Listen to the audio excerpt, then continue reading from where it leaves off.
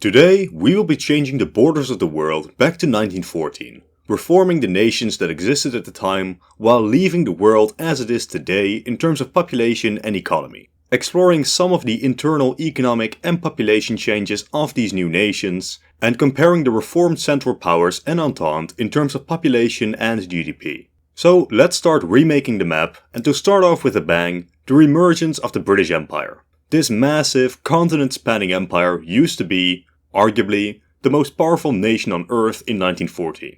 For the sakes of this comparison, I have included the British dominions in my calculations for the British Empire, and obviously, the UK grows massively in power as a result of the added nations. The British GDP goes from 3 trillion all the way up to 15 trillion, increasing by 5-fold. This increased GDP is mainly driven by the inclusion of India, obviously, which alone doubles the British GDP, as well as the inclusion of the dominions of Canada and Australia, which together double it again. The rest of the missing 5.5 trillion comes from the scattered colonies all across the world. The wealth inequality in this newly founded nation, however, would be staggering. Britain makes up 20% of GDP, while only holding 2% of the empire's population. Britain and the Dominions make up a combined 50% of the empire's GDP, but they only hold 8% of the empire's population. This means that the entire colonial empire of the Brits, 92% of the population, has an equal amount of GDP as the core and Dominion regions.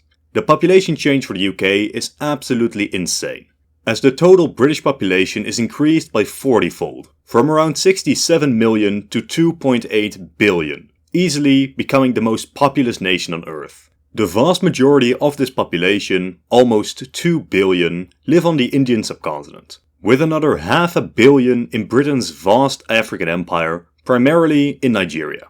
Next up, we reform the German Empire, giving Germany these great European borders as well as a colonial empire again. The German population triples, from 80 million to 230 million. But Germany's GDP is barely affected, changing from 4.2 trillion to 4.7 trillion. By far, the bulk of Germany's population now lives in Africa, with 55% in their colonies. Just like with the British, however, we can see the great disparity in economy and population. 60% of the German population lives in their colonies. You know how much GDP this 60% accounts for? 4%. That's it.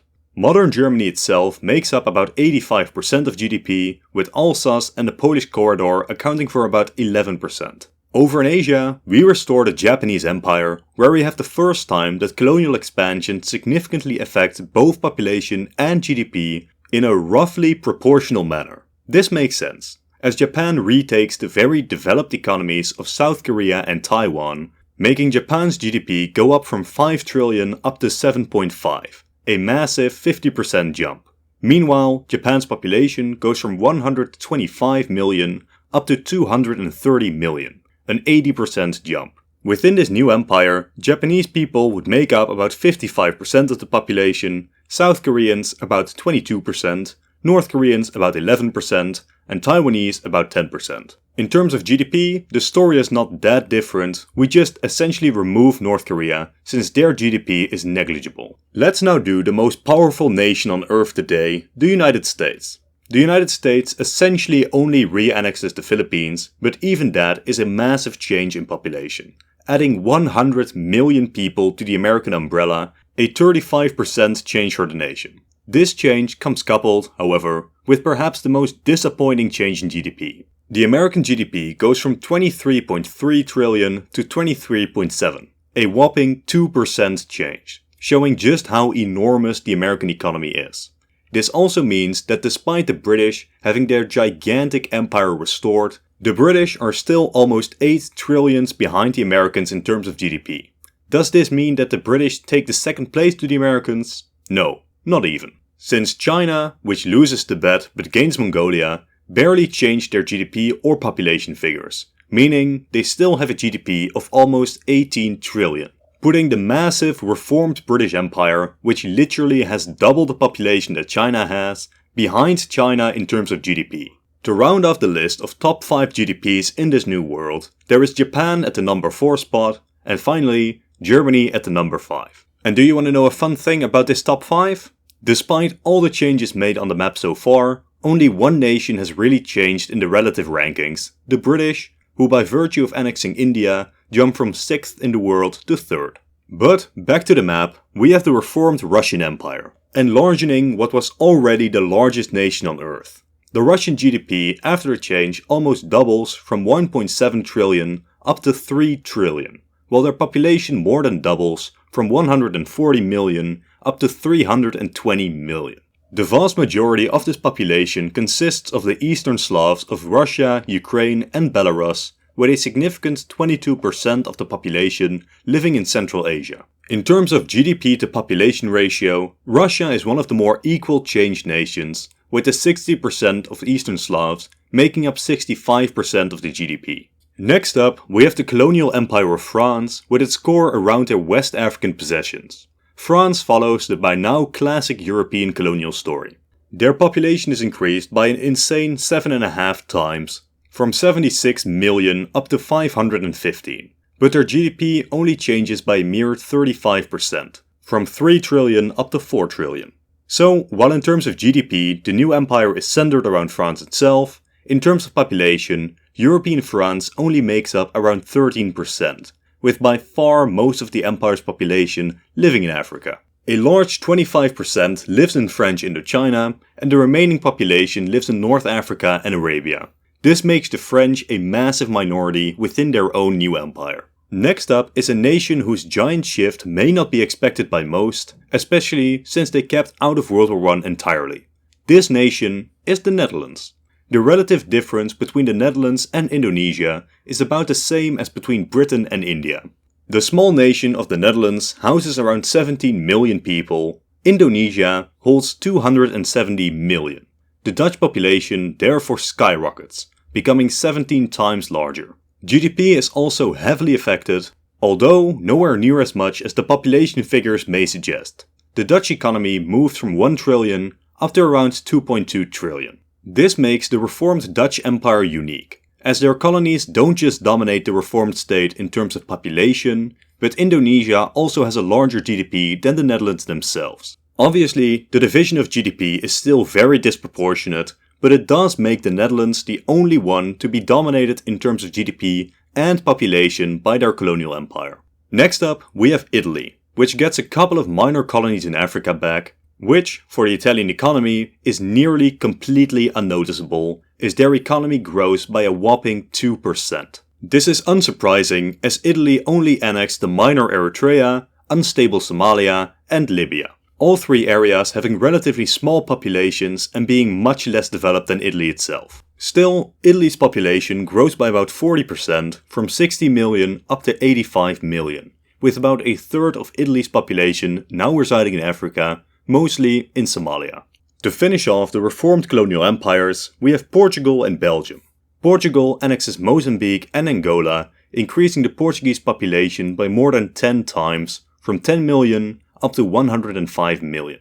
The Portuguese economy changes by about 60%, growing from 250 billion to 400 billion. By far, most of the Portuguese population now resides in Africa, with 90% of the population now living in the African colonies. In the case of Belgium, we have the small nation taking over the Congo in Central Africa, increasing their GDP by an enormous 9%, while their population increases by tenfold, from 11 million up to 110 million. The GDP and population percentages of Belgium are almost inverse, as 90% of the economy is in Europe, while 90% of the population resides in the Congo. With this, we conclude the important changed colonial empires. Most of these followed a pattern which surprised me greatly. Despite absolutely massive changes in population, GDP numbers were very under-affected. The only European economies that doubled in size were Britain and the Netherlands, and even then, Britain's economy growing by 5 times doesn't reflect the jump their population made, increasing by more than 4,000%. Obviously, I always knew about the poor economic state of most of the world when compared to the West, but comparing these GDP to population changes for the Europeans makes it seem absolutely crazy. But we have 2 more important empires to reform before we're done. First, we have the Ottoman Empire, which extends itself into Arabia, doubling the Turkish population from 85 million up to 175 million. Unlike the European colonial empires, the Turkish economy pretty much follows the same trend, growing from 820 billion up to 1.5 trillion, nearly doubling as well. This means that the Ottomans are one of the select few where economy and population grow in equal measure. Then finally, we have the Austro-Hungarian Empire, which is, percentually, one of the most affected nations. If we count modern Austria as the nation to compare from, their economy triples from 500 billion up to 1.5 trillion, while their population grows from 9 million up to 60 million.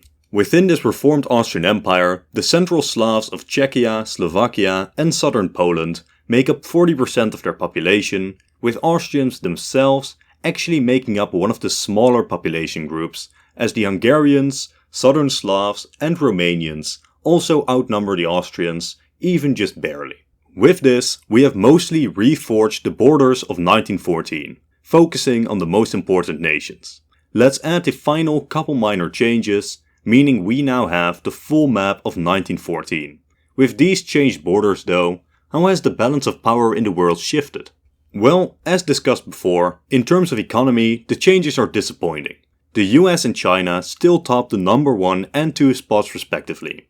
The British, through annexing India, steer ahead of Japan and Germany, France and Russia are next, followed by the Dutch, who jump from the 17th in the world to the 8th, just slightly beating out Italy at number 9.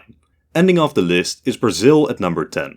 The biggest changes in the rankings are simply from the disappearance of India and Canada, the number 5 and 9 economies respectively, into Britain, moving all the nations below them up 2 places. While we're forming the 2 initial power blocks of great powers in 1914, the Entente and the Central Powers, we have a laughable comparison. The Central Powers have a population of 300 million. The Entente? 3.6 billion. The Central Powers have an economy of 6 trillion.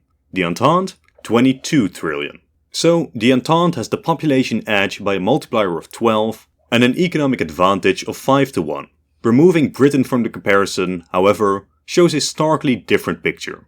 Now, the Central Powers and Entente are almost equal in economy, with only a slight edge towards the Entente. In terms of population, however, the Entente still outnumbers the Central Powers by almost 4 to 1. Changing the teams to 1915, the Central Powers start to lose even more ground. We now add Japan, China and Italy to the Entente side, while the Central Powers only get Turkey added as a major power. The Central Powers are now outnumbered by 470 million to 5.3 billion. For reference, that means that 70% of humanity is in a nation that has sided with the Entente. This has also made the difference in economy much greater, with 8 trillion against 50. The final nail in the Central Powers coffin comes when we shift the teams to 1917. Sure, Russia drops out for the Entente, but in exchange they gain the United States. This massively increases the Entente economic dominance, as the Entente now has an economy worth 70 trillion, meaning the Entente now controls more than 75% of the world's economy. Nice. To conclude, let's look at the relative world's population. In number 1, by a wide margin, we have the British Empire with 2.8 billion people, meaning 35% of the world's population now lives within this reformed British Empire. In second place, we have China with 1.4 billion. Jumping down by a billion, we have France in third, sporting 480 million people.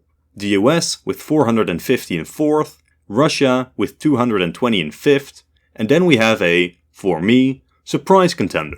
The Netherlands manages to beat out both Germany and Japan as the 6th most populous state on earth. Rounding off the list, we have Brazil in 9th place and the Ottomans in 10th place. But with that, I will end the video here.